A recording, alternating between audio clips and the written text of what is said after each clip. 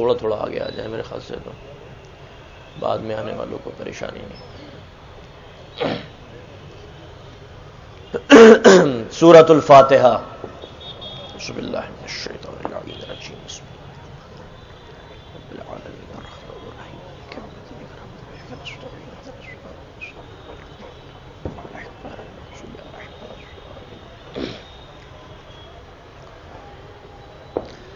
اعوذ باللہ من الشیطان اللعین الرجیم. بسم اللہ الرحمن الرحیم. الحمد للہ رب العالمین والصلاة والسلام علی اشرف الانبیاء والمرسلین سید الاولین والآخرین شفیع المذنبین ابی القاسم محمد وخاتم النبیین واہل بیتہ الطیبین الطاہرین المعصومین المظلومین المنتجبین ولعنۃ اللہ علی اعدائہم اجمعین. اما بعد فقد قال اللہ سبحانہ فی کتاب المبین وہو اصدق الصادقین. بسم اللہ الرحمن الرحیم. اللہ ولی الذین آمنوا یخرجہم من الظلمات الی النور والذین کفروا اولیاءہم الطاغوت یخرجونہم من النور الی الظلمات اولئک اصحاب النار ہم فیہا خالدون. صلوات پڑھ دیں محمد وعلی محمد. عزاداران امام مظلوم، مومنین کرام، اہل لکھنؤ، تمام تعریفیں، تمام حمد پروردگار عالم کے لیے، ایشور کے لیے، اور بے پناہ درود اور سلام رسول اسلام اور ان کی پاک و پاکیزہ آل کے لیے.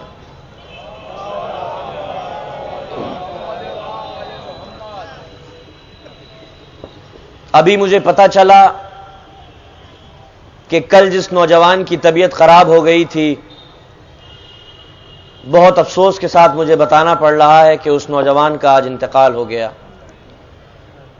پروردگار عالم کی بارگاہ میں ہم دعا گو ہیں کہ عزاداری کے اس مقدس مہینے کے صدقے میں اور محمد و آل محمد کی پاک ہستیوں کے صدقے میں ہمارے نوجوانوں کو ہر طرح کے ایکسیڈنٹ، حادثات، بیماریوں سے محفوظ رکھے. نوجوانوں کی صحت و سلامتی کے لیے اور اس طرح کی بلائے ناگہانی لوگوں کے اوپر نہ ٹوٹے، نوجوان ہمارے حادثات کا شکار نہ ہوں. عظمت محمد و آل محمد پر بلند ترین صلوات پڑھ دیں. اب تک جو گفتگو ہوئی وہ اس نتیجے پر پہنچی ہے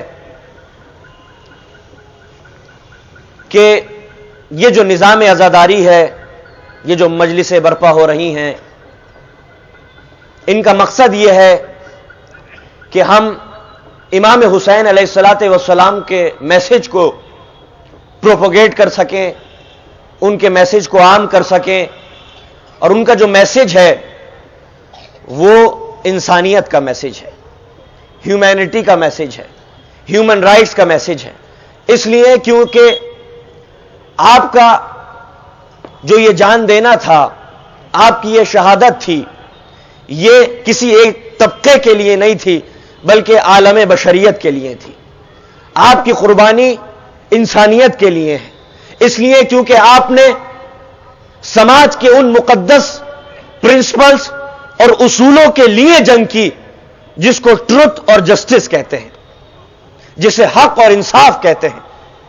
آپ کا ریولوشن، آپ کی تحریک، آپ کا مارٹیڈم، آپ کی قربانیاں، یہ سب حق اور انصاف کے اصولوں کی پاسبانی کے لیے، پاسداری کے لیے، اس کی حفاظت کے لیے تھا. تو کیونکہ امام نے جو قربانی دی وہ حق اور انصاف کے لیے دی، ہیومن رائٹس کے لیے دی، ٹروتھ اور جسٹس کے لیے دی، سماج کے لیے دی، سماج کے اپلفٹمنٹ کے لیے دی، ایکویلٹی کے لیے دی، بردرہڈ اور بھائی چارے کے لیے دی. تو جب آپ کی تحریک عالمی ہے، آپ کی تحریک یونیورسل ہے، آپ کی پرسنالٹی یونیورسل ہے، تو پھر امام حسین صرف مسلمانوں کے لیڈر نہیں ہے، عالم بشریت کے لیے لیڈر ہے. جس کے سینے میں بھی دل دھڑکتا ہے، جو انسان بھی شعور رکھتا ہے، جو حق اور انصاف کے بلند ترین اصولوں کو مانتا ہے، جو world brotherhood, equality, justice, truth, human rights پر یقین رکھتا ہے، وہ امام سے متاثر ہوئے بغیر نہیں رہ سکتا۔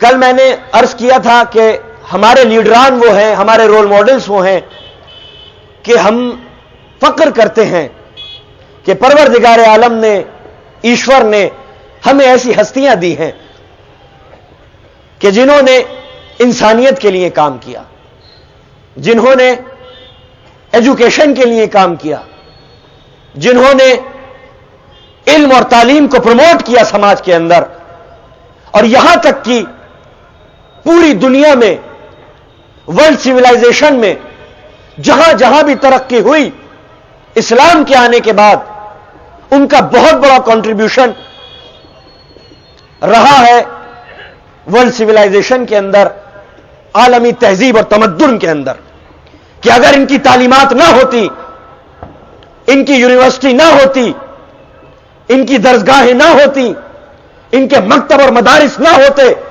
تو پھر دنیا اور خاص طور سے یورپ ٹیکنالوجی میں اور سیولائزیشن میں اس منزل تک نہیں پہنچ سکتا تھا۔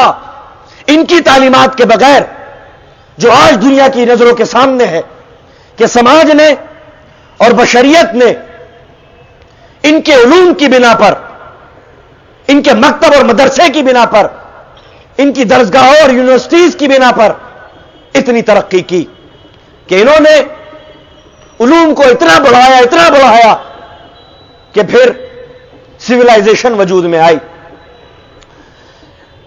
اگر ہم ان ہستیوں کا انالیسس کریں تو ہم دیکھیں گے، خاص طور سے مولا علی کی جو پرسنالٹی ہے، مولا علی کی جو شخصیت، وہ تاریخ بشریت میں ایک معجزہ ہے، ایک میریکل ہے۔ اس لیے کیونکہ کوئی ایسی ہستی شاید ہی گزری ہو انسانیت کی تاریخ میں کہ جس کے اندر تمام کمالات، تمام پرفیکشنز، تمام کریکٹرسٹکس ایک انسان میں اکٹھی ہو گئی ہوں۔ ایک انسان میں ممکن ہی نہیں ہے کہ اتنی ساری کریکٹرسٹکس ایک ساتھ جمع ہو جائیں۔ مولائے کائنات کی پرسنالٹی وہ ہے کہ جس کے اندر ہر کوالٹی پائی جاتی ہے، ہر کوالٹی، اور ہر کوالٹی اپنے پوائنٹ آف ماڈریشن پہ فائز ہے، ہر صفت اپنے نقطہ اعتدال پر فائز ہے۔ یعنی کیا مطلب؟ ایک انسان کے اندر کوالٹی پائی جاتی ہے رحم کی، مرسی، کائنڈنیس، یہ ایک صفت ہے، ایک کوالٹی ہے۔ اگر یہ بڑھ جائے، زیادہ بڑھ جائے، تو پھر انسان بزدل ہو جائے، گھٹ جائے تو ظالم ہو جائے۔ تو ضرورت اس بات کی ہے کہ ہر صفت، ہر کوالٹی، ہر کریکٹرسٹک، ہر خوبی پوائنٹ آف ماڈریشن پہ ہونی چاہیے، نہ حد سے بڑھ جائے نہ حد سے گھٹ جائے۔ تو مولا علی کی ذات وہ ہے، جیسے سخاوت ہے، جنروسٹی ہے، یہ ایک صفت ہے، ایک کوالٹی ہے۔ اگر جنروسٹی بہت بڑھ جائے تو انسان سب کچھ لٹا دے، اسراف کرنے لگے، فضول خرچ ہو جائے، اور اگر یہ جنروسٹی گھٹ جائے تو کنجوس ہو جائے، بخیل ہو جائے۔ تو ضرورت اس بات کی ہے کہ ہر کوالٹی اور ہر صفت اپنے نقطہ اعتدال پر فائز ہو، نقطہ اعتدال پر فائز ہو۔ اور دین کا کام یہ ہوتا ہے کہ بڑی ہوئی چیز کو گھٹا دیتا ہے، گھٹی ہوئی چیز کو بڑھا دیتا ہے اور اسٹیبلائز کر دیتا ہے۔ اسٹیبلائزر کا یہی کام ہوتا ہے نا، وولٹیج زیادہ آ جائے تو کم کر دے، کم ہو تو بڑھا دے۔ تو دین کا اور ریلیجن کا کام یہ ہوتا ہے کہ انسان کی پرسنالٹی میں جو کریکٹرسٹکس ہیں ان کو پوائنٹ آف ماڈریشن پہ لے آئے، اسٹیبلائز کر دے. یہی تو غدیر قم میں مولا نے رسول اسلام نے کیا تھا. جو آگے بڑھ گئے ہیں وہ پیچھے آ جائیں, جو پیچھے رہ گئے ہیں وہ آگے بڑھ جائیں, تاکہ پوائنٹ آف ماڈریشن پہ اکٹھے ہو جائیں. پوائنٹ آف ماڈریشن پہ جمع ہو جائیں. تو مولا کائنات کی پرسنالٹی وہ ہے جو عالم بشریت میں, تاریخ بشریت میں, ورلڈ سیولائزیشن میں ایک میریکل کی حیثیت رکھتی ہے. اسی لیے آپ رول ماڈل ہیں ہر سماج کے لیے, تمام کائنات کے لیے, تمام انسانوں کے لیے, ہر طبقات کے لیے, ہر اسٹریٹا اور ہر سوسائٹی کے لیے آپ رول ماڈل ہیں. کیونکہ آپ کے اندر ہر کوالٹی پائی جاتی ہے, اور نہ صرف ہر کوالٹی پائی جاتی ہے بلکہ ہر کوالٹی اپنے پوائنٹ آف ماڈریشن پہ موجود ہے. اور نہ صرف پوائنٹ آف ماڈریشن پہ ہر کریکٹرسٹک مولا کائنات کی موجود ہے, بلکہ ہر صفت اپنے point of perfection, point of peak پر پہنچی ہوئی ہے کہ نہ اس میں کچھ بڑھایا جا سکتا ہے نہ اس میں کچھ گھٹایا جا سکتا ہے. یہ آپ کی پرسنالٹی کا میریکل ہے, یہ آپ کی شخصیت کا معجزہ ہے کہ جس میدان میں بھی تمہارا مولا گیا ہے اس نے قیامت کر کے رکھ دی. اس نے بتا دیا کہ جو بھی کوالٹی میرے اندر ہے, جب میں اس کے میدان عمل میں آؤں گا تو پھر نہ اس میں کوئی اضافہ ممکن ہے نہ اس میں کچھ گھٹانا ممکن ہے. جب میرا مولا میدان کارزار میں اور میدان جنگ میں اور بیٹل فیلڈ میں پہنچتا ہے تو آپ سے بڑا کوئی کائنات میں واریر نہیں.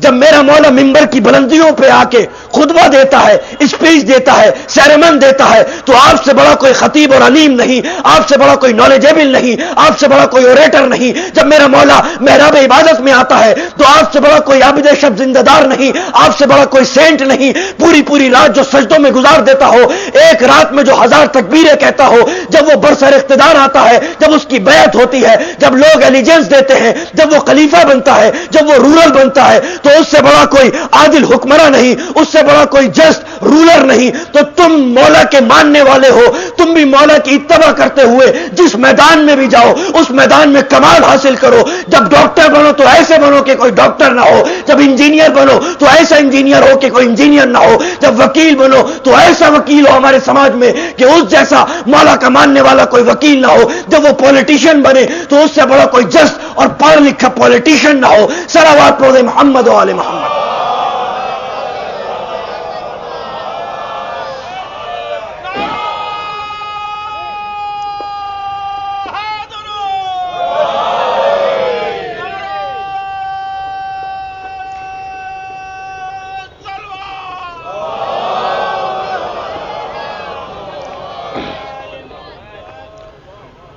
تو مولا کائنات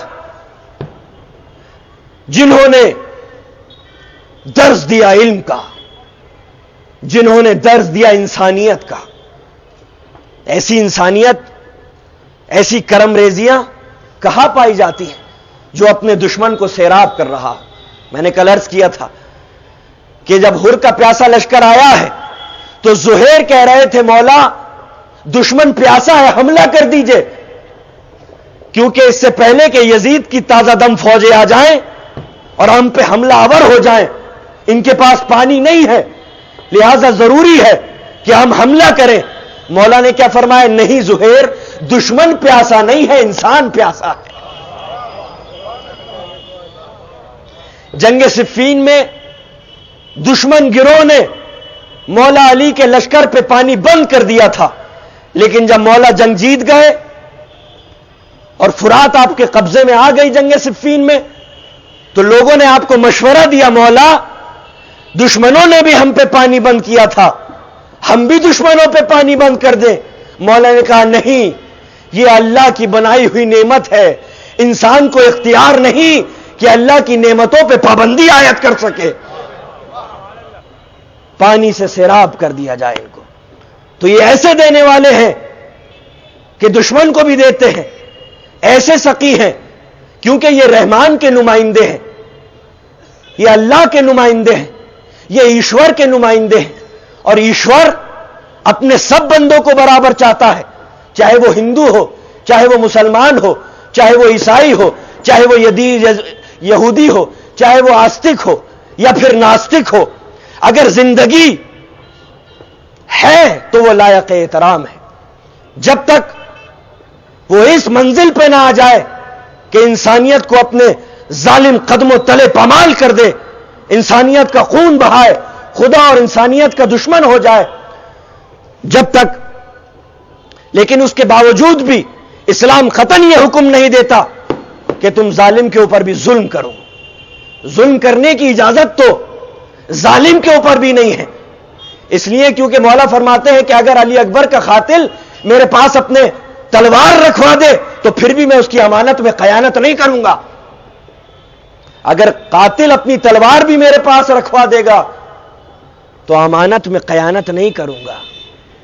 تو انہوں نے انسانیت کا درس دیا، انہوں نے محبت کا درس دیا، اور یہ مکتب حسین، یہ حسینیت، یہ محبت کا مکتب ہے، یہ عشق کا مکتب ہے، یہ ایکوالٹی کا مکتب ہے، یہ ہیومن رائٹس کا مکتب ہے، یہ سماجیات کا مکتب ہے، یہ فلسفے کا مکتب ہے، یہ علم کا مکتب ہے، یہ شعور کا مکتب ہے، یہ ڈیولپمنٹ کا مکتب ہے، یہ اوور آل ڈیولپمنٹ کا مکتب، یہ حسینیت کا مکتب ہے. یہاں سب سیراب ہوتے ہیں. کربلا کی لڑائی میں ہر مذہب کا انسان موجود تھا، یہاں تک کہ ہندوستان سے بھی لوگ وہاں پر پہنچے ہوئے تھے، عیسائی بھی تھے اور لوگ بھی تھے. تو امام کا جو مکتب ہے، امام کی جو کشتی نجات ہے، وہ سب کو لے کے ساتھ ساتھ چلتی ہے. تو اسلام انسانیت کا پیغام ہے، اسلام محبت کا پیغام ہے. یہ جو ہم پتھر توڑ اسلام آج دیکھ رہے ہیں، یہ اسلام نہیں ہے، یہ سازش ہے، یہ پالیٹکس ہے. اس لیے کیونکہ دو لوگوں کا یاد رکھیے گا، کوئی مذہب اور کوئی ریلیجن نہیں ہوتا. ایک تو بادشاہوں کا کوئی مذہب نہیں ہوتا، دوسرا دہشت گردوں کا کوئی مذہب نہیں ہوتا. بادشاہوں کا کوئی دین نہیں ہوتا، ٹیررسٹوں کا کوئی دین نہیں ہوتا. بس وہ ایک دین کا سہارا لے کر دہشت گردی برپا کرتے ہیں. اسلام تو یہ حکم دیتا ہے کہ اگر ایک ندی میں، ایک سمندر میں، ایک طرف قرآن مجید ڈوب رہا ہو، دوسری طرف کوئی بچہ ڈوب رہا ہو، چاہے وہ مسلمان سے تعلق رکھتا ہو، چاہے وہ ہندوؤں سے تعلق رکھتا ہو، چاہے وہ عیسائی سے تعلق رکھتا ہو، واجب ہے کہ اللہ کی مخلوق کو بچاؤ، قرآن مجید کو ڈوب جانے دو.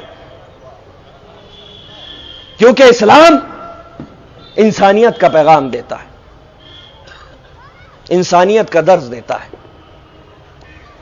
ہر انسان کے اندر، چاہے وہ کسی بھی مذہب سے اور دین سے تعلق رکھتا ہو، پروردگار عالم کی صفتیں اور کوالٹیز اس کے اندر موجود ہیں. اب یہ ہمارا حق نہیں ہے کہ ہم فیصلہ کریں کہ کون کہاں جائے گا. جو کام اللہ کا ہے وہ اللہ کے اختیار میں چھوڑ دیں. جو ہماری ذمہ داری ہے ہم وہ کریں. ہماری ذمہ داری یہ ہے کہ ہم ہندوستان کے اندر اگر رہتے ہیں تو ہماری شرعی ذمہ داری یہ ہے کہ ہندوستان کے ایک بہترین ناگرک بنے، ذمہ دار سٹیزن بنے.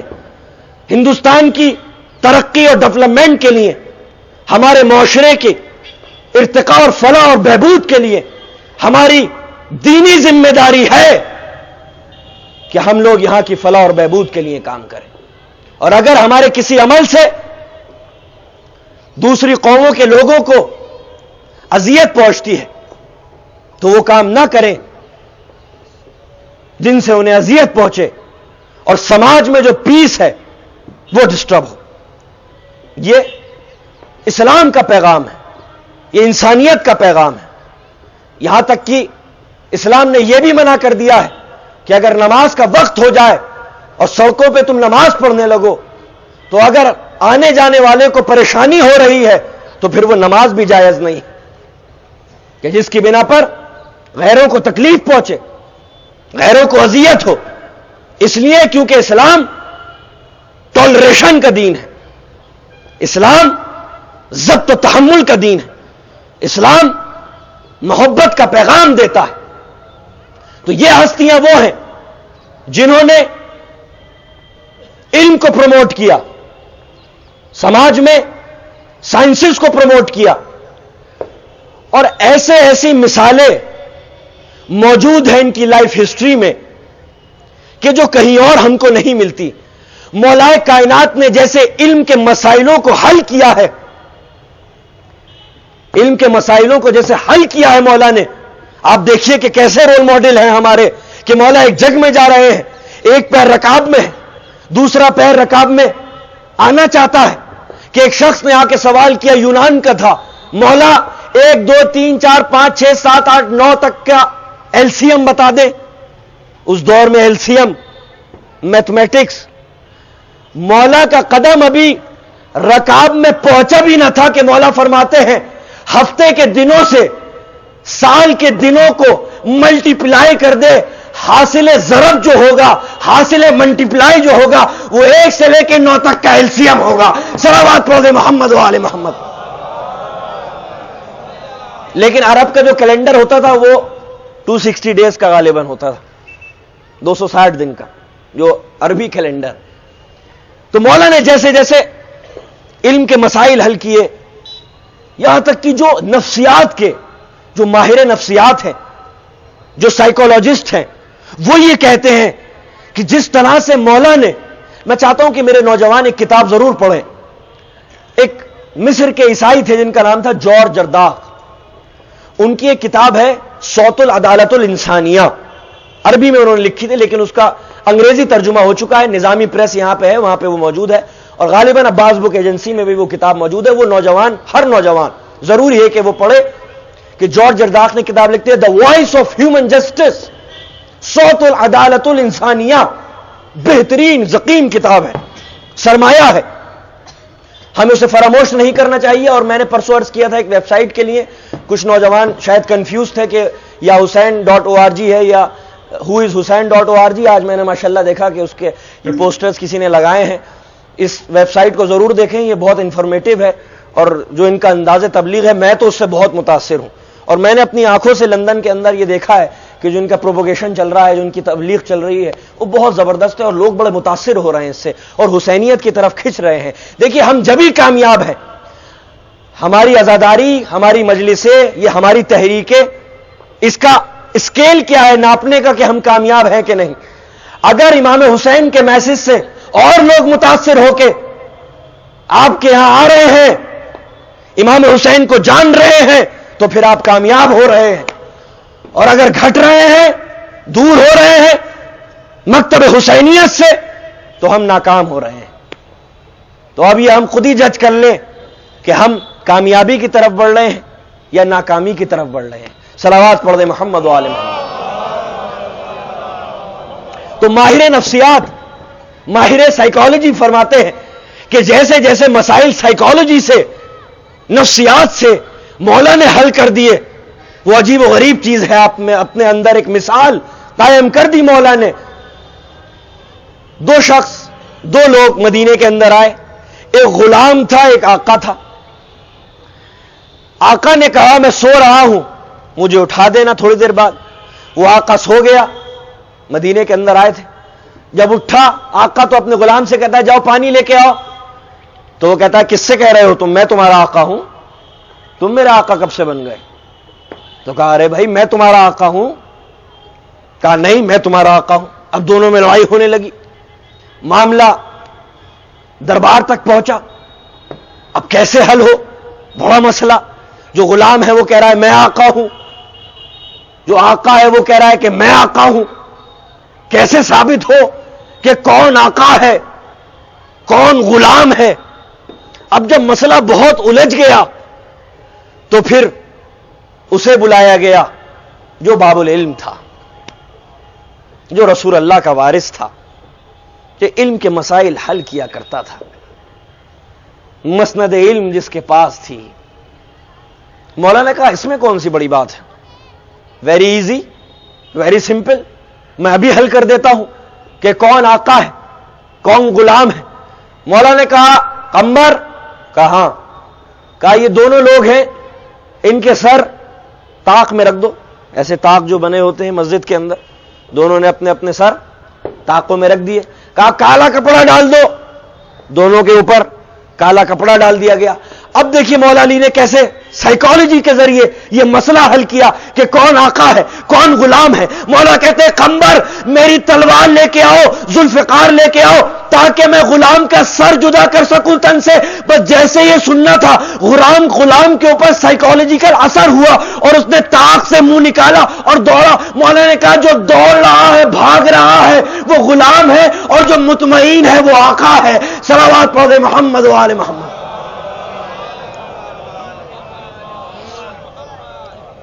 اس طرح سے مولا نے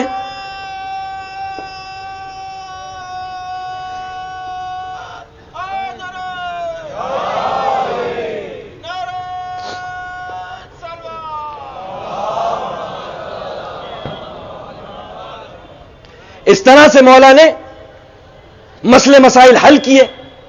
تو جب قانون الہی لفظوں میں ڈھلتا ہے, جب اللہ کا گاڈ کا کانسٹیٹیوشن لفظوں میں ڈھلتا ہے, تو کبھی قرآن بنتا ہے, کبھی بائبل بنتا ہے, کبھی توریت بنتا ہے, کبھی انجیل بنتا ہے, کبھی کچھ اور بنتا ہے, آسمانی صحیفے بنتے ہیں.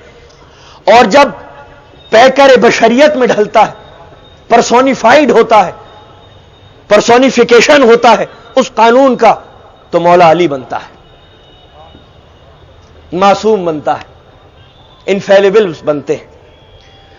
اور یہ وہ ہستیاں ہیں کہ ہمیں حکم دیا گیا ہے, کیونکہ مکتب حسینیت محبت کا مکتب ہے. میں نے عرض کیا محبت کا مکتب ہے. ایسا میگنیٹک پرسنالٹیز کہ ہر انسان جو بھی پرفیکشن پہ یقین رکھتا ہے, پرفیکشن آف ہیومن بینگ پہ یقین رکھتا ہے, وہ ایسا متاثر ہو جاتا ہے ان کا, وہ ایسا عاشق ہو جاتا ہے ان کا, کہ پھر وہ جھومنے لگتا ہے ان کے عشق میں, ان کی محبت میں. اسی لیے کیونکہ اسلام دین فطرت ہے, اور فطرت کے اندر ایشور نے اس حقیقت کو ڈالا ہے کہ جہاں بھی یہ پرفیکشن دیکھے گا اس سے محبت کرے گا. کیونکہ جب اللہ نے, ایشور نے, بھگوان نے انسان کو بنایا تو کہا نفخت فیہ من روحی وقولہ ساجدین, کہ جب میں اپنی روح اس میں پھونک دوں تو تم سرب سجود ہو جانا. کیا مطلب؟ کہ جب میں اپنی کوالٹیز اس کے اندر انجیکٹ کر دوں, اپنی کیریکٹرسٹکس اس انسان کے اندر ڈال دوں, یہ منشیہ جو ہے, یہ انسان جو ہے, اس کے اندر ایشور کی تجلیاں ہیں, ایشور کی کوالٹیز ہیں, خدا کی کوالٹیز ہیں. نفخت فیہ من روحی, جب میں اپنی روح اس کے اندر منتقل کر دوں فقولہ ساجدین, تو تم سجدے میں گر جانا, سجدہ کرنا میری کوالٹیز کو, میری صفتوں کو, میرے اوصاف کو. تو اللہ نے اپنی صفتیں انسان کے اندر منتقل کی ہیں. تو اب انسان جہاں بھی یہ صفتیں دیکھے گا, جہاں بھی یہ پرفیکشن دیکھے گا, ڈیوائن پرفیکشن دیکھے گا, وہ اس سے محبت کرنے لگے گا. تو اسلام کیونکہ دین فطرت ہے, ریلیجن آف ہیومن نیچر ہے, اور ہیومن نیچر کے اندر پرفیکشن سے محبت پائی جاتی ہے, تو اسلام نے حکم دیا کہ ان ہستیوں سے محبت کرو, ان کی مودت اختیار کرو. قل لا اسألکم علیہ اجرا الا المودۃ فی القربى. اسلام نے حکم نہیں دیا, اسلام حکم نہیں دے رہا کہ ان کی مودت اختیار کرو, بلکہ اسلام سوال کر رہا ہے, کوشچن کر رہا ہے کہ اے لوگوں جو میرے نبی نے راہ حق میں, راہ انصاف میں, راہ انسانیت میں یہ جو قربانیاں دی ہیں, یہ جو سیکریفائسز دی ہیں, اس کا نتیجہ اور اس کا صلہ کیا ہو سکتا ہے سوائے اس کے کہ اس کے اہل بیت نبوت سے مودت اختیار کی جائے. یہ حکم نہیں دیا, بشریت سے سوال کیا ہے, کیونکہ حکم دے کے سروں کو جھکایا جاتا ہے, سوال کر کے دلوں کو جھکایا جاتا ہے. اور ریلیجن نے سروں کو نہیں جھکایا, قلوب کو جھکایا ہے, دلوں کو جھکایا ہے کہ بتاؤ کیا صلہ دیا جائے نبی کی قربانیوں کا جو اس نے راہ انسانیت میں دی ہے, سوائے اس کے کہ اس کے اہل بیت نبوت سے مودت اختیار کی جائے. اور فلسفہ کیا ہے اس مودت کا, فلسفی کیا ہے, ریشنیل کیا ہے اس کے پیچھے, کہ ہمیں حکم دیا گیا کہ محبت کرو. اس لیے کیونکہ مولا فرماتے ہیں کہ انسان جس سے بھی محبت کرتا ہے، ایک تو اس کا نتیجہ اسی کے ساتھ ہوگا آخرت میں، اور دوسرا یہ کہ جس سے محبت کرتا ہے اس کی اتباع کرتا ہے، اس کی صفتوں کو لیتا ہے۔ کسی بچے کے آپ کمرے میں جا کے دیکھیں ایک البم ہوگی، یہ سچن تندولکر کا فوٹو، یہ فلانا کرکٹر کا فوٹو، یہ فلانا پہلوان کا فوٹو، یہ فلاں ہیرو کا فوٹو، یہ کیا ہے؟ یہ بچے نے اتنے سارے فوٹو الگ الگ لوگوں کے کیوں لگائے ہیں؟ نفسیات کیا کہتی ہے؟ سائیکالوجی کیا کہتی ہے؟ سائیکالوجی یہ کہتی ہے کہ انسان کمال کا متلاشی ہے۔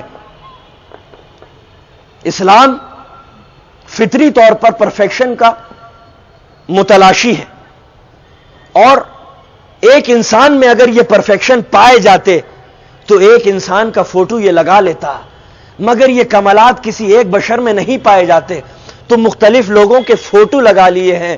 کاش کوئی ایسی کتاب زندگی ہوتی کہ جس کے اندر تمام کمالات و اوصاف کریکٹرسٹکس موجود ہوتے، تو جس سے محبت کرتا ہے اس جیسا انسان ہوتا چلا جاتا ہے۔ مولا فرماتے ہیں اگر تم نے پتھروں سے محبت کی تو حشر پتھروں کے ساتھ ہوگا، کوثر سے محبت کی تو حشر کوثر کے ساتھ ہوگا۔ صلوات پڑھ دیں محمد و آل محمد۔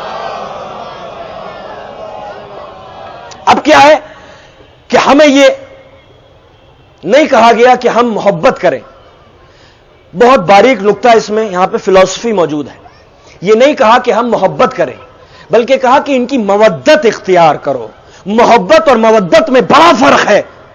محبت تعلق رکھتی ہے جذبات سے، ایموشن سے، اور مودت تعلق رکھتی ہے ریشنلٹی سے، مائنڈ سے۔ اسلام نے جذباتوں کو اہمیت نہیں دی ہے، شعور بشر کو اہمیت دی ہے۔ جذبات تو کبھی اٹھتے ہیں کبھی ختم ہو جاتے ہیں۔ جذبات انسان کو باطل کی طرف لے جاتے ہیں، غلط راستے پہ لے جاتے ہیں، لیکن جو مودت ہے یہ شعوری چیز ہے کہ مودت کرو۔ جب خالص جذبات ہوں، when there are only core emotions, it is called محبت۔ لیکن جب جذبات کے ساتھ ساتھ شعور، اطاعت، بندگی شامل ہو جائے اٹ از کالڈ مودت۔ محبت اور مودت میں فرق ہے کہ جب شعوری محبت شامل ہو اسے مودت کہتے ہیں۔ اطاعت جہاں شامل ہو، جہاں اطاعت شامل ہو جائے اسے کہتے ہیں مودت۔ اور اسلام نے محبت اختیار کرنے کا حکم نہیں دیا، مودت اختیار کرنے کا حکم دیا ہے۔ اور یہی چیز ہم اپنی فیملی میں لاگو کرنا چاہتے ہیں کہ انسان اپنے بھائی بہنوں سے، ماں باپ سے، یا پیرنٹس اپنے بچوں سے صرف محبت نہ کریں، شعوری محبت کریں۔ کیوں؟ محبت میں کیا ہوتا ہے؟ بیٹا سو جاؤ، لیٹ جاؤ، تم تھکے ہوئے ہو، آرام کر لو، یہ مت کرو، وہ مت کرو۔ تو یہ چیزیں اولاد کو بگاڑ دیتی ہیں جو محبت والی ہوتی ہیں، اور آخر میں جا کے فائنلی اولاد کو نقصان دیتی ہیں۔ جو بہت زیادہ لاڈ پیار کے عادی ہو جاتے ہیں وہ بچے کامیاب نہیں ہو پاتے، وہ بچے آگے چل کر ڈپریشن کا شکار ہو جاتے ہیں، کیونکہ وہ بہت ناز و نخروں سے پلے ہوئے ہوتے ہیں۔ مولا فرماتے ہیں کہ دونوں چیزیں ضروری ہیں۔ بچہ ایک پودے کی طرح ہے، یا یوں کہوں اپنے الفاظ میں کہ بچہ ایک پھول کی طرح ہے، ایک فلاور کی طرح ہے۔ فلاور کو دونوں چیزوں کی ضرورت ہے، ماں کا آنچل نرم ہو، باپ کی آنکھ گرم ہو۔ اگر آپ نے ننھے سے فلاور کو، ننھے سے پودے کو صرف دن کی دھوپ دی تو بیچارہ جھلس کے رہ جائے گا، اور اگر دن کی دھوپ نہ دی، رات کی شبنم دیتے رہے تو بیچارہ گل کے رہ جائے گا۔ تو ضرورت اس بات کی ہے کہ پھول کو دن کی تپش اور دھوپ بھی دی جائے، رات کی شبنم بھی دی جائے۔ اس لیے بچے کو ماں کی شفقتوں کی بھی ضرورت ہے، باپ کے ڈانٹ اور ڈپٹ کی بھی ضرورت ہے۔ دونوں چیزوں کی ضرورت ہے تاکہ معاملہ بیلنس ہو سکے. اور یہی دراصل اصلی محبت ہے. اگر بچہ بیمار ہو جاتا ہے تو میٹھی دوائیں نہیں دی جاتی, اسے کڑوی دوائیں کھلائی جاتی ہیں, انجیکشن لگایا جاتا ہے, چاہے وہ کتنا ہی روئے کیوں نہ, اس لیے کیونکہ یہ اسی کے لیے فائدہ مند ہے. تو جہاں دیکھو اولاد بگڑ رہی ہے, شفقتوں میں صبر نہیں رہی, تو وہاں ڈانٹ اور ڈپٹ کی بھی ضرورت ہے, اس لیے تاکہ اولاد سنور سکے, سدھر سکے. صلوات پڑھے محمد و آل محمد. جو بچے بہت زیادہ لاڈ پیار کے عادی ہو جاتے ہیں, انہیں کبھی ڈانٹا ہی نہیں گیا, کچھ بھی کرتے رہے, تو کبھی نوجوانی میں انہوں نے کوئی غلط کام کیا, میں نے خود ممبر کی ذمہ داری, ممبر پہ بیٹھ کے بڑی ذمہ داری کے ساتھ کہہ رہا ہوں, مبالغہ آرائی سے کام نہیں لے رہا, ایگزیجریشن سے کام نہیں لے رہا ہوں. میں نے خود ایسے لوگوں کو دیکھا ہے کہ جن کو کبھی ڈانٹا نہیں گیا, ڈپٹا نہیں گیا, بڑے لاڈ پیار سے انہیں پالا گیا. نوجوانی میں اگر کوئی خطا غلطی ان سے ہو گئی اور ماں باپ ناراض ہوئے, اور جب ڈانٹنا تھا جب نہیں ڈانٹا, اور جب نہیں ڈانٹنا چاہیے تب ڈانٹا, تو پتہ چلا سوسائڈ, اٹیمپٹ ٹو سوسائڈ انہوں نے کر لیا. یا اتنے حساس طبیعتیں ہو گئیں, اتنے سینسٹیو ہو گئے کہ ڈانٹ کو برداشت نہ کر سکے, سختی کو برداشت نہ کر سکے, اور ڈپریشن میں چلے گئے, سائیکالوجیکل بیماریوں میں چلے گئے. ڈاکٹر صاحب یہاں پر تشریف فرمائے, میری تصدیق کریں گے. تو ضرورت اس بات کی ہے کہ اولاد کو بے پناہ پیار کیا جائے, لیکن اس کے ساتھ ساتھ جہاں ضرورت ہو اس پہ سختی بھی کی جائے, تاکہ اس کی پرسنالٹی بیلنس رہے, اور آخر میں وہ اسی کے لیے فائدہ مند ہوتا ہے. جو بہت زیادہ لاڈ پیار کے عادی ہو جاتے ہیں وہ محنتی نہیں ہوتے, ہارڈ ورکنگ نہیں ہوتے. جب برے حالات ان پہ پڑتے ہیں تو وہ ان کا مقابلہ نہیں کر پاتے, بلکہ حالات کے سامنے ٹوٹ کے رہ جاتے ہیں, بکھر کے رہ جاتے ہیں. اپنے بچوں کو اتنا مضبوط بنا دو کہ طوفان بھی آ جائے تو وہ چٹان کی طرح ان کا سامنا کر سکے. صلوات پڑھے محمد و آل محمد. تو اسلام نے محبت کا حکم نہیں دیا, مودت کا حکم دیا ہے. ان کی مودت اختیار کرو. جب جذبات ہو, ایموشنز ہو خالی, تو محبت کہلاتی ہے. جب ریشنلٹی, اطاعت, بندگی, فالوئنگ اس میں شامل ہو جائے تو مودت کہلاتی ہے. جب یہ عشق, توجہ, مجلسی نکتہ کہنے جا رہا ہوں, مجلسی بھی تو نکات ہونے چاہیے, ایام ازاں ہے. جب یہ عشق اپنے کمال پر پہنچتا ہے, جب یہ عشق, عشق کا مطلب ہے عشق الہی, عشق حقیقی, جو سینٹ سے کیا جاتا ہے, جو اولیاء سے کیا جاتا ہے, جو پیغمبروں سے کیا جاتا ہے, جو بھگوان سے, خدا سے کیا جاتا ہے, اس عشق کی میں بات کر رہا ہوں. عشق حقیقی, جب یہ عشق اپنے کمال پر پہنچتا ہے تو جنون بن جاتا ہے. دنیا کہتی ہے مجنو ہے, آل رسول کہتے ہیں مجنو نہیں ہے, بہلول دانا ہے. لیکن یہ عشق کے تقاضے, یہ بندگی کے تقاضے, یہ اتنے آسان نہیں ہوا کرتے. ایک آگ کا دریا ہے اور ڈوب کے جانا ہے. مودت کے تقاضے میرے بھائیوں اتنے آسان نہیں ہیں. میرے نوجوانوں, بڑی قربانیاں دینی پڑتی ہیں اس راہ میں. میسم بن کر, سرے دار و رسن چڑھ کر, زبان کھچوا کر گدھی سے لپٹوانی پڑتی ہے, جب جا کے کہیں ادنا سا مودت کا حق ادا ہوتا ہے. تو مودت اختیار کرو, محبت نہیں, مودت اختیار کرو, اتباع کرو ان کی. کیونکہ ہمارے اعمال, ہم کتنے ہی اعمال کیوں نہ انجام دے لیں, راتوں کو جاگ جاگ کر اگر نمازیں پڑھتے رہیں, دن کی دبتی ہوئی دوپہریں ہماری پیاس میں گزریں, پوری عمر خانہ خدا کا طواف کرتے رہیں, پہاڑ جیسے مال کو اللہ کی راہ میں خرچ کر دیں, لیکن اگر ان کی مودت اختیار نہیں کی تو پھر جنت کی خوشبو ہم لوگ نہیں سونگھ سکتے. رسول اللہ اور آل رسول کی اگر بندگی ہم نے نہیں کی, ان کی اطاعت نہیں کی, ان کی سیرت پہ عمل نہیں کیا, ان کے بتائے ہوئے احکامات کو ہم نے نہیں مانا, ان کی جو ٹیچنگز ہیں ان کو فراموش کیا, انسانیت کا جذبہ اپنے اندر نہ رکھا, تو پھر ہماری کوئی بھی عبادت قابل قبول نہیں ہے. یہ میرے جملے نہیں, یہ مولا کے جملے, اس کو میں انٹرپریٹیشن کر رہا ہوں کہ اگر انسان سب کچھ کرتا رہے, اولیاء خدا کی مودت اس کے اندر نہیں ہے, تو ایسا انسان جنت کی خوشبو ہرگز ہرگز نہیں سونگھ سکتا. تو حکم دیا گیا کہ ان کی مودت اختیار کرو. اور جتنے بھی لوگوں نے محبت کا دعویٰ کیا تھا، اگر مودت کا جذبہ ان کے اندر نہیں تھا تو امامت نے رد کر دیا. Cross not acceptable in any circumstances, in any condition. تمہاری محبت قابل قبول نہیں ہے جب تک اطاعت اس میں نہ ملا دو. ہمارے اعمال قبول نہیں ہو سکتے اگر ان کی بندگی نہ ہو، ان کی مودت نہ ہو.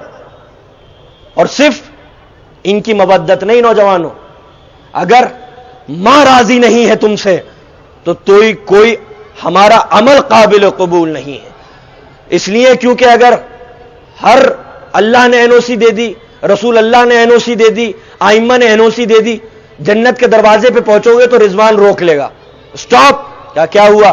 اللہ کی این او سی یہ رہی، رسول کی این او سی یہ رہی، ائمہ کی این او سی یہ رہی، کہ اندر جا سکتا ہوں؟ کہا نہیں. کہا where is the N O C of mother? ماں کی این او سی کہاں ہے؟ کہا وہ تو نہیں ہے. کہا واپس بیک ٹو پویلین. تو ضرورت اس بات کی ہے کہ ماں کی این او سی ہونی چاہیے، رسول کی مودت ماں کی اطاعت میں شامل ہے. جو جتنا اللہ سے محبت کرے گا، دیکھیے ایک فارمولا دے رہا ہوں آپ کو، یاد رکھیے گا، زندگی میں بہت کام آئے گا. جو جتنی اللہ سے محبت کرے گا اتنی ہی رسول سے محبت کرے گا. اللہ کی محبت کا معیار رسول اللہ کی محبت، ولیوں کی محبت، نیک لوگوں کی محبت. رسول کی محبت کا معیار آل رسول کی محبت، اور آل رسول کی محبت کا معیار علماء کی محبت اور ماں کی محبت. توجہ ہے، یہ ہے فارمولا. ماں باپ راضی ہونے چاہیے. کسی نے پوچھا یا رسول اللہ، اللہ کی نظروں میں میرا مقام کیا ہے، میرا سٹیٹس کیا ہے؟ کہا کہ جو سٹیٹس تمہارے دل میں اپنے ماں باپ کے لیے ہے وہی سٹیٹس اللہ کی نظروں میں تمہارے لیے ہے. جیسا تم اپنے ماں باپ کو سمجھو گے اللہ تمہیں ایسا ہی سمجھے گا. جیسا تم سلوک کرو گے آخرت میں ایسے ہی سلوک اللہ کرے گا.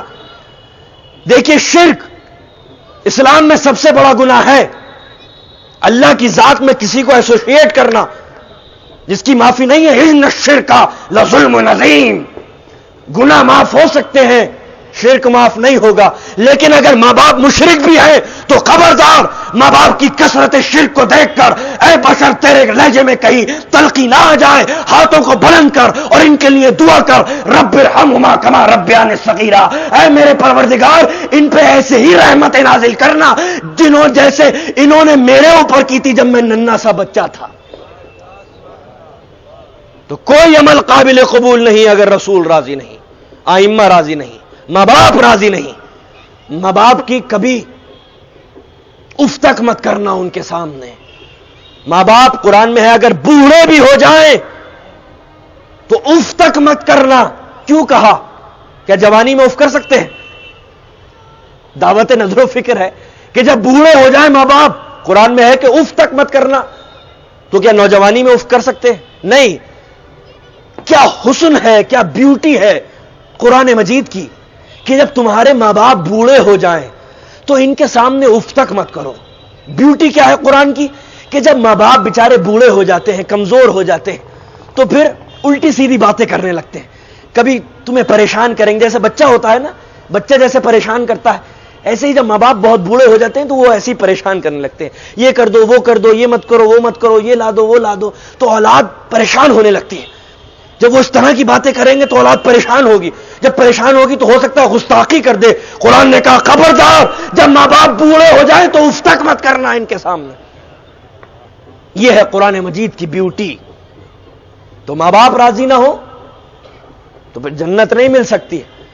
جو درجہ عزت کا تمہارے دل میں ماں کے لیے ہوگا، بابا کے لیے ہوگا، اللہ کے نظروں میں وہی درجہ تمہارا ہوگا. یہ معصوم کا قول ہے کہ مودت اختیار کرو، صرف محبت نہیں، بندگی کرو، ان کی اطاعت کرو، ان کی ٹیچنگز پہ عمل کرو، ان کے مشن کو آگے بڑھاؤ. یہ سوال کیا ہے پروردگار عالم نے.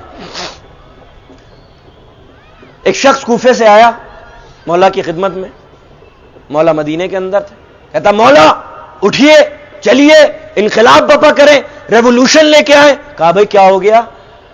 کہا کہ میرے 80,000 ساتھی کوفے کے اندر ان کی بے نیام بے چین چمکتی ہوئی تلواریں آپ کے حکم کی منتظر ہیں. They are awaiting your verdict. آپ حکم دے تو یہ 80,000 بے نیام تلواریں آپ کی حمایت میں اٹھ جائیں گی. مولانا نے کہا تم کون ہو بھائی؟ کہا میں آپ کا چاہنے والا، آپ کا محب، آپ کا شیعہ، آپ کا جانثار. کہا اچھا، اور 80,000 لوگوں کا کیا ہو؟ کہا ان کا لیڈر. یہ دراصل پولیٹیکل آدمی تھا. بہت سے لوگ تھے جو مودت نہیں رکھتے تھے لیکن محبت کا دعویٰ اس لیے کرتے تھے کہ ہم ان کے سہارے ایک ریولوشن لے کے آئیں، حکومت قائم کریں اور پھر اپنا حصہ لے لیں. تو اس غرض سے لوگ آتے تھے. کہا تم کون ہو؟ کہا آپ کا چاہنے والا، شیعہ، جانثار، محب. مولانا نے کہا اچھا، وہ جلتا ہوا تندور دیکھ رہے ہو؟ کہا ہاں حضور دیکھ رہا ہوں. جاؤ اس میں جا کے بیٹھ جاؤ. اکثر اولیاء اور سینٹ لوگ اس طرح کے امتحانات لیتے ہیں چاہنے والوں کے. جاؤ ذرا جلتے ہوئے تندور میں بیٹھ جاؤ. کہا مولا جلتا ہوا تندور کیسے بیٹھ جاؤں؟ چھوٹے چھوٹے بچے ہیں، بیوی ہے، گھر والے ہیں، کاروبار ہے، سب کچھ ختم ہو جائے گا. کہا اچھا. کتنی بیڑیاں تھی پائے محبت میں کہ جو امتحان کی حرارت کو برداشت نہ کر سکی، اور وہ جو کینڈل آف لو فانوس وجود میں بھڑکی تھی وہ امتحان کی حرارت برداشت نہ کر سکی، پگھل کے رہ گئی. دفتن ایک آواز بلند ہوئی، السلام علیکم یا اہل بیت نبوت، اے فرزند رسول میرا سلام قبول کریں. کہا کون؟ ہارون مکی. کہاں سے آ رہے ہو؟ کہا حضور مکہ سے آ رہا ہوں. کہا ہارون مکی جلتا ہوا تندور دیکھ رہے ہو؟ کہا ہاں مولا دیکھ رہا ہوں. کہا جاؤ اس میں جا کے بیٹھ جاؤ. میں ساز و سامان with all the luggage and belongings. Haroon مکی جلتے ہوئے تندور میں ایک سوال نہیں کیا کہ مولا کیوں بیٹھ جاؤں؟ آگ کے اندر آپ حکم دے رہے ہیں، جلتے ہوئے تندور میں بیٹھ جاؤ. میں ساز و سامان ہارون مکی جلتے ہوئے تندور میں آ کے بیٹھ گئے. مولا اٹھے اور وہ سوچ رہا تھا آنے والا یہ کیا کر رہے ہیں. مولا اٹھے، پتھر اٹھایا اور تندور کے منہ پہ رکھ دیا. اب مولا نے ہاتھوں کو جھاڑنا شروع کیا. ہاں بھائی کیا کہہ رہے تھے تم، انقلاب لے کے آؤ گے؟ کہا مولا جل گیا ہوگا. ہاں بھائی کس طرح سے ریولوشن لے کے آؤ گے؟ کہا مولا بھن گیا ہوگا. اب انسان کی نظر ریولوشن سے ہٹی اور انسان کے نتیجے پہ جا کے رک گئی. مولا نے امامت کی نگاہ اس کے اوپر ڈالی. وہ سمجھ گیا میری کیا غلطی ہے. وہ سمجھ گیا کہ جس کے پاس میں آیا ہوں وہ قالی بشر نہیں ہے، مافوق البشر ہے. وہ زمانے سے تعلق نہیں رکھتا ہے، وہ امام زمانہ سے تعلق رکھتا ہے. یہ عجیب و غریب علم کا حامل ہے. تو جب انسان اپنے عمل پہ نادم ہونے لگا، جب عصمتوں کا آسمان حدود بشر سے ماورا نظر آیا، جب اسکائی آف امامت seem to be far beyond the imagination of human being، تو پھر انسان نے بڑھ کے اعتراف جرم کر لیا. اشک ندامت اس کے رخساروں پہ بہنے لگے. امام نے لرزتی ہوئی انسانیت کے کاندھے پہ ہاتھ رکھ دیا. بشر ہے نا، اس لیے تیری بشریت چھلک گئی. اب تو دیکھ کہ میں نے اسے کیوں بٹھایا تھا. امام آگے بڑھے، تندور پہ سے پتھر ہٹایا تو تاریخ بشریت نے کیا منظر دیکھا کہ ہارون مکی میں ساز و سامان قرآن مجید کی آگ کے اندر بیٹھ کر تلاوت کر رہے ہیں. آج یہی تو بتانا تھا مولا کو، یہی تو درس دینا تھا مولا کو، یہی تو پیغام دینا تھا انسانیت کو کہ محبت کی حرارت تیز ہوتی ہے یا مودت کی تمازت تیز ہوتی ہے. مولا فرماتے ہیں سن آنے والے جب ایسے 313 ہو جائیں گے تو ہماری آخری حجت ظہور فرمائے گا. صلوات پڑھ دے محمد و آل محمد.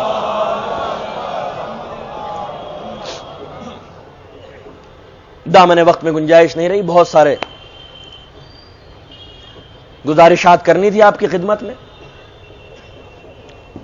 تو یہ تھا مکتب مودت کہ جنہوں نے لے لیا انہوں نے لے لیا، اور جنہوں نے قبول نہیں کیا انہوں نے جانیں لے لی. اس مکتب مودت کو منہدم کرنے کے لیے، ختم کرنے کے لیے حر نے امام کے لشکر کو روکا تھا. 1000 حر کا لشکر تھا.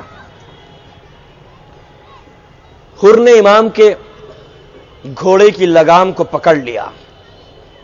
فرزند رسول آپ اس سے آگے نہیں جا سکتے. امام نے حر کو دیکھا. آپ کو معلوم ہے زمین میں زلزلہ کیوں آتا ہے؟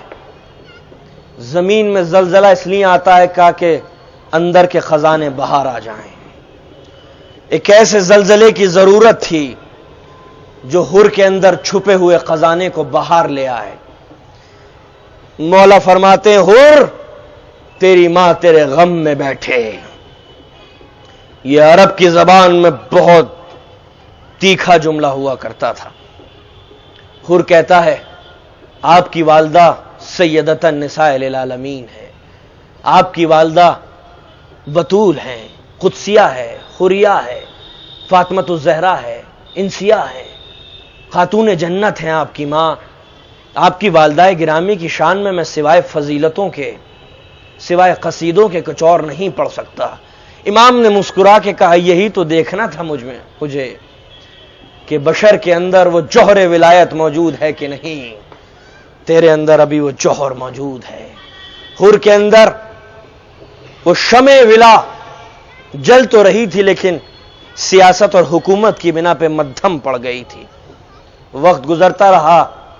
7 محرم کو امام حسین کے چھوٹے چھوٹے بچوں پر پانی بند ہو گیا. دشمن اس لیے سپلائی لائن کاٹ دیا کرتا ہے تاکہ بھوک اور پیاس کے سامنے بشریت ٹوٹ جائے اور گھٹنے ٹیک دے، بیعت کر لے. لیکن ان کو کیا اندازہ تھا کہ ہماری جنگ بشریت سے نہیں ہے، ولایت سے ہے. ہمارا ٹکراؤ بشریت سے نہیں ہے، اللہ کے بھیجے ہوئے نمائندوں سے ہے. یہ مر جائیں گے، مٹ جائیں گے، لیکن کبھی بھی بیعت نہیں کریں گے. امام ہیومن رائٹس کی بنا پر حق تھا امام کو کہ امام یزیدی لشکر سے جنگ کرتے، کیونکہ انہوں نے اللہ کی نعمتوں پہ پابندی عائد کی ہے. فرات کا پانی تمام انسانوں کے لیے تھا.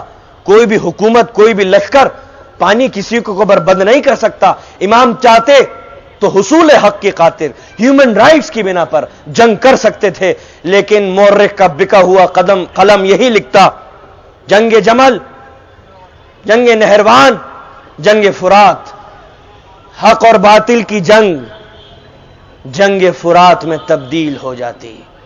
امام نے کہا کچھ بھی ہو جائے میں ٹروتھ اور جسٹس کی جنگ کو جنگ فرات نہیں بننے دوں گا.